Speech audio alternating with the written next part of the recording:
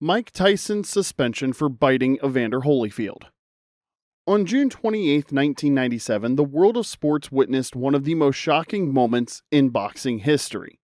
That night at the MGM Grand in Las Vegas, Nevada, Mike Tyson stepped into the ring for a matchup against Evander Holyfield. The first fight, 8 months earlier, had ended in a humiliating loss for Tyson, who was outboxed and stopped in the 11th round. This time he was determined to reclaim his throne, but it wasn't with his fists that he would make history. From the opening exchanges, the tone was clear.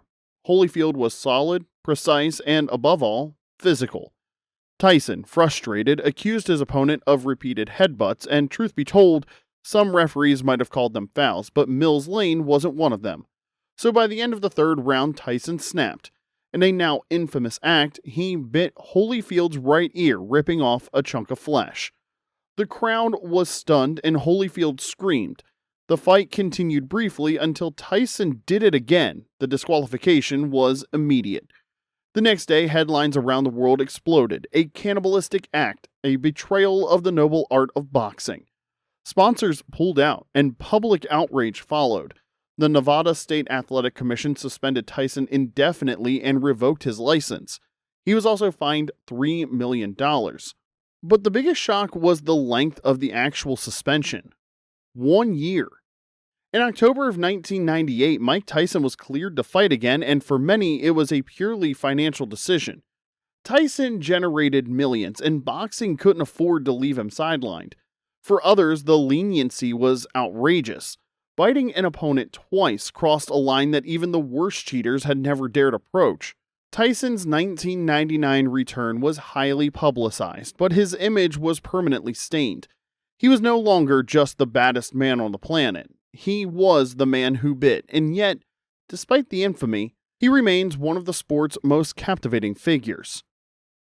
Antonio Margarito, The Illegal Hand Wraps, 2009. On January 24th of 2009, the illusion of an indestructible warrior collapsed in a Los Angeles locker room. Antonio Margarito, nicknamed the Tijuana Tornado, was preparing to defend his welterweight title against Shane Mosley. The stage was set, the cameras rolling, press buzzing, and warm-ups underway, but something was off. During the pre-fight wrapping of his hands, a sharp-eyed member of Mosley's team spotted something strange. The pads seemed too hard and thick. A closer inspection was requested. What the California State Athletic Commission found was staggering. Embedded in Margarito's wraps were two hard inserts containing a substance resembling plaster. Once they were activated by sweat, these pads could harden, essentially turning his fists into concrete blocks. The fight went on anyway, and Mosley won by knockout in the 9th round, but the result would soon be overshadowed by the scandal. A few days later, the California Commission suspended Margarito for 1 year. His trainer, Javier Capetillo, was also banned. To many, this suspension felt like a slap on the wrist. They demanded a lifetime ban. In a sport where every punch can be fatal, tampering with one's gear is among the gravest offenses. Margarito returned in 2010, but he was never the same. In a symbolic rematch, Miguel Cotto, who many believe suffered from similar tampering in their first fight, defeated him. Margarito's career ended in suspicion and disgrace. Tyson Fury, a positive nandrolone test. Tyson Fury's story reads like an epic novel. A towering man born into a family of Irish travelers who battled giants, defied the odds, and fell hard at the height of his success. Among the many twists in his journey, the nandrolone doping case between 2015 and 2017 remains a deep scar, not just on his record, but on his legitimacy, inner struggle, and public image. Let's go back to 2015. Fury, undefeated, took on Vladimir Klitschko, the reigning heavyweight king, for over a decade. It was a tactical masterclass. Fury unsettled him, outboxed him, and snatched his belts. A new force had arrived, British boxing was reborn, and the heavyweight division had a new face. But in June of 2016, the UK Anti-Doping Agency, or UKAD, dropped a bombshell. A test from February of 2015, before Fury even became champion, revealed traces of nandrolone, a banned anabolic steroid. The shock was immense. Fury cried foul, claiming conspiracy and tainted meat. The public was split. Is he a national hero or hidden cheat? What followed was a long silence, no official sanction, just looming suspicion. In the meantime, Fury lost his titles, not in the ring, but to chaos. He spiraled into depression, gained massive weight, drank heavily, used drugs, and even contemplated suicide. In harrowing interviews, he admitted to driving at over 180 miles per hour, hoping to end his own life. Finally, in December of 2017, UCOD announced a retroactive 2-year ban ending that very day. In other words, Tyson had served a suspension without ever truly serving it. The boxing world, hungry for his brilliance, looked the other way. He returned in 2018 to begin one of the sport's greatest comebacks, but doubts linger. That gap between the positive test and the suspension feels like a legal gray zone. Did Fury receive special treatment? Was his return more about money than merit? And above all, can we ever truly separate the man from the scandal?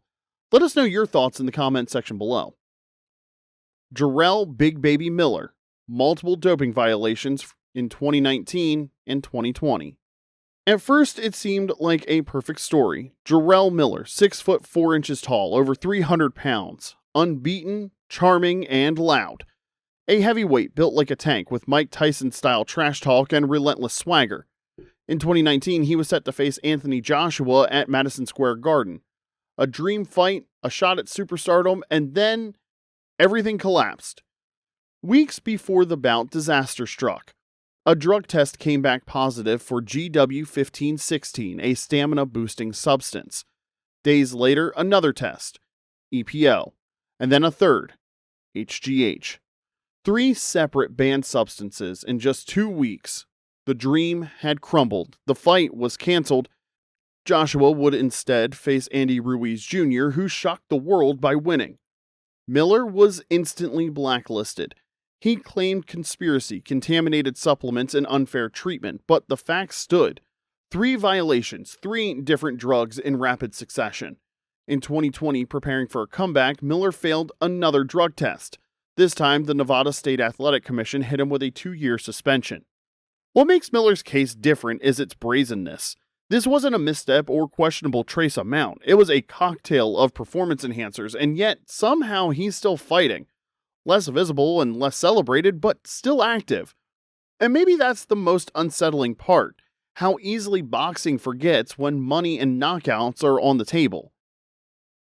Muhammad Ali's draft refusal from 1967. April 1967. In an America torn by the Vietnam War, racial riots, and the fiery speeches of Martin Luther King Jr., a heavyweight world champion walks into a military induction center. His name is called Cassius Marcellus Clay. He doesn't move. They call again and still nothing. The silence lands like a punch. Muhammad Ali, 25 years old and at the peak of his fame, refuses to wear the uniform.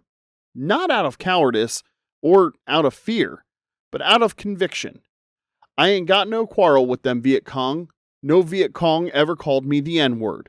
Those words, spoken a few weeks earlier, explode like a grenade in white America. To some, he's a traitor. To others, he's a hero. But the state is unforgiving. Ali is indicted, found guilty of draft evasion, and sentenced to 5 years in prison, a sentence he never serves pending appeal. More critically, he is banned from all boxing federations. His licenses are revoked, his world title is stripped. He's exiled from the squared circle. For over 3 years, Muhammad Ali is barred from fighting. 3 years in which he could have defended his title, faced the best, and shaped sports history. Instead, he delivers speeches, campaigns for civil rights, and becomes an icon far beyond the realm of boxing. The controversy rages on. Newspapers tear him apart, and politicians ridicule him.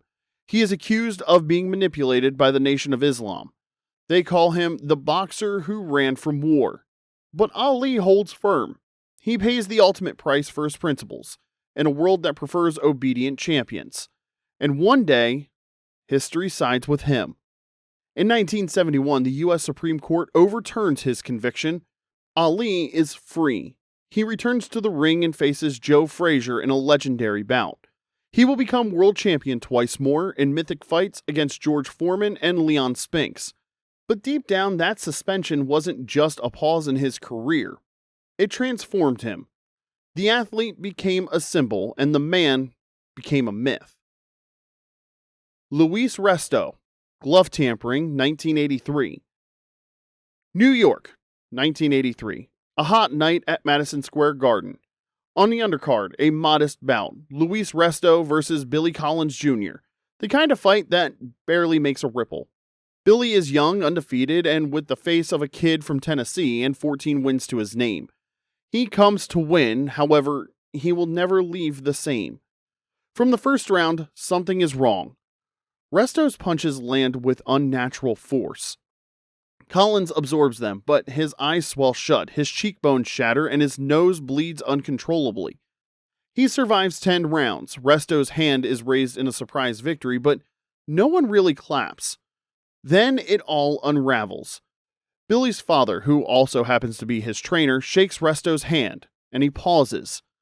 The gloves feel off. Too thin.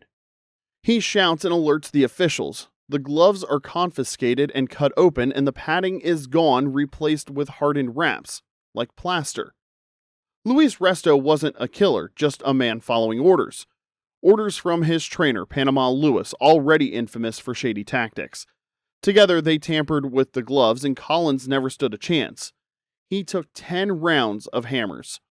The verdict falls like an anvil. Resto is banned for life, and so is Panama Lewis, but the damage is done. Billy Collins is disfigured and loses vision in one eye. He spirals into depression, drinks heavily, and isolates himself. Less than a year later, he dies in a car accident. Resto serves 3 years in prison, and when he gets out, it's over. No more boxing, no more ring. He drifts, forgets, remembers, and regrets. For years, he denies ever knowing. Then, he breaks. He confesses that he knew and stayed silent. This wasn't a scandal, it was a crime.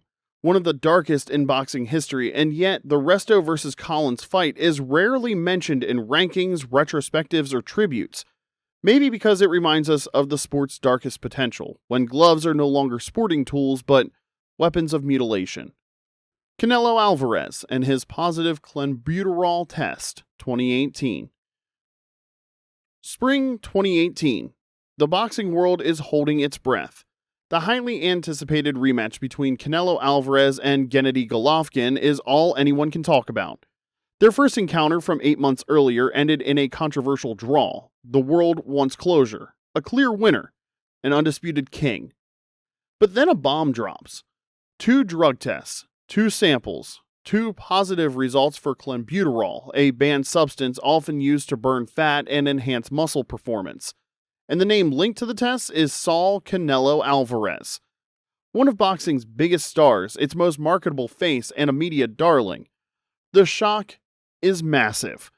Canelo categorically denies cheating. He points to a well-known issue in Mexico: contaminated meat laced with clenbuterol, illegally used in livestock to produce leaner cuts. His explanation is scientifically plausible. Food contamination cases have been documented. But in a sport where every gram, every decision, every millisecond matters, the seed of doubt is planted. The Nevada Athletic Commission rules. 6-month suspension, a light punishment. Far too light, say critics. And that's when the controversy erupts, because beneath the suspension lies a deeper fault line. 2 visions of the sport. On one side, those who believe Canelo received leniency due to his star power because he's a money-making product and a cash machine. On the other, those who believe in his innocence, or at least in unintentional negligence. But for Golovkin, his opponent, the shadow of doubt is already too heavy. He lashes out, accusing Canelo of being loaded even during their first fight, and tensions soar. The rematch is postponed and then rescheduled. And when, at last, in September of 2018, they meet again in the ring, the fire is there. Canelo wins by majority decision. A war, but a tainted war. Derek Chisora, inappropriate conduct. Picture a boxer. Now I want you to picture a showman, and finally, picture someone willing to blow everything up during a press conference. Mix all of that into one body, add a sharp London accent and the stare of a rabid pit bull, and you get Derek Chisora. February of 2012. Munich, Germany. Fight night. Chisora is set to face Vitaly Klitschko for the WBC world title, but even before the opening bell, the Brit turns the pre-fight routine into an explosive spectacle. During the face-off, he slaps Klitschko. Yeah, slaps him in the face like a neighborhood spat, except it's broadcast worldwide. Then, in the ring, during the introductions, Chisora spits water at Vladimir Klitschko, Vitaly's younger brother. A surreal moment, the kind that leaves commentators speechless, cameras scrambling to adjust, and the audience asking, is this guy serious? The fight goes on, Chisora loses, though he shows heart, but the storm is far from over. Hours later at the post-fight press conference, tensions are still crackling in the air. Former world champion David Haye crashes the room, microphone in hand, and verbally taunts Chisora, then boom! Chaos erupts. A full-blown brawl breaks out and fists fly, camera tripods are weaponized, beer bottles sail, and for a moment, it's no longer a boxing event, it's a street fight in high def. The fallout is Chisora's license is revoked indefinitely. The British Boxing Board of Control bans him, and he's at the center of a media firestorm. Some say he crossed the line. Others argue that boxing thrives on drama and that the line between showmanship and madness is razor thin. A year later, he regains his license, and against all odds, he fights David Haye in an official bout. Old school promotion, sky high tension, and tickets selling like wildfire.